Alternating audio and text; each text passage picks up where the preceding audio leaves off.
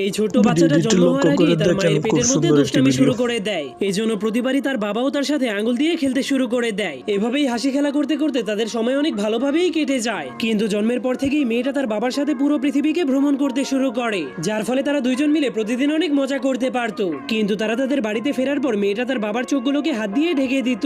তখনই তার মা এসে তার কিউট ছোট্ট বাচ্চাটাকে ওয়েলকাম জানাতো। তার বাবা মায়ের সাথে থাকার কারণে মেয়েটার কোনো বিষয় নিয়েই কোনো সমস্যা হতো না। এজন্য মেয়েটার নজরে তার বাবাই ছিল তার একমাত্র রাজা। এরপর ধীরে ধীরে মেয়েটা বড় হওয়ার কারণে সে তার মাকে কাজে সাহায্য করতে শুরু করে। কিন্তু তখনই মেয়েটার মা দুইটা পাখিকেই দেখতে পায়, যারা বড় হয়ে যাওয়ার কারণে তাদের মাকে ছেড়ে চলে যাচ্ছে।